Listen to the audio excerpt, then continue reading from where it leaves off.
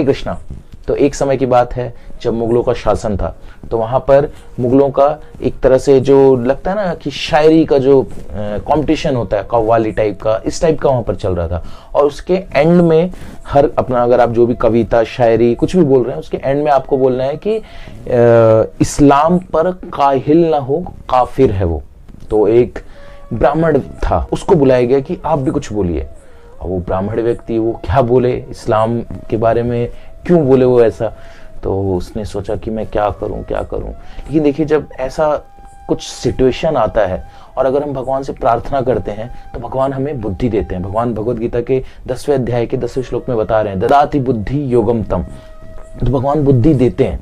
तो वो ब्राह्मण था, उसने प्रार्थना की भगवान से कि भगवान आप ही रास्ता दिखाओ, क्या करूं।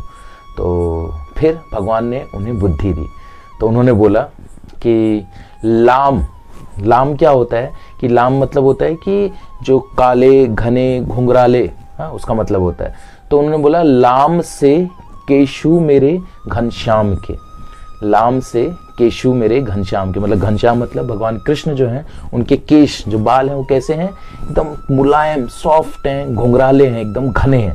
हाँ, तो लाम से केशु मेरे घनश्याम के, इस लाम पर काहिल न हो, काफिर है वो।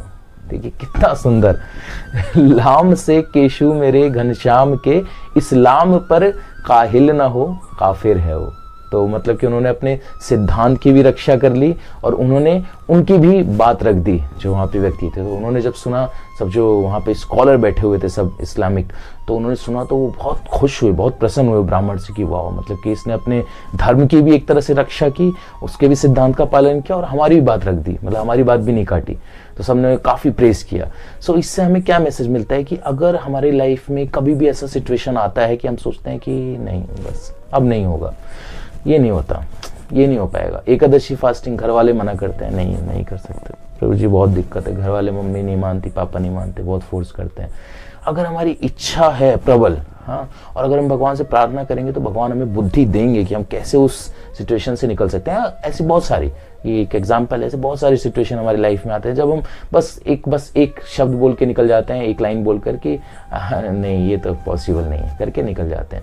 अब पॉसिबल सब कुछ है, अगर कमी है तो हमारी इच्छा शक्ति की, हमारे अंदर इच्छा नहीं है, हमारे अंदर वो प्रेम नहीं है भगवान के प्रति कि हम उस हद तक जाएं। अगर हम इस हद तक जाएंगे तो भगवान फिर हमारी हेल्प करेंगे, भगवान हमारी सहायता करेंगे, लेकिन हमको उस हद तक जाना पड़ेगा, हमको उस चीज को क्रॉस करके कि नहीं चाहे कुछ भी हो भगवान आप मेरी मदद करो, मैं तो ये करने वाला हूँ, दैट्स इट। तो फिर भगवान रास्ता भी दिखाएंगे और बुद्धि भी देंगे।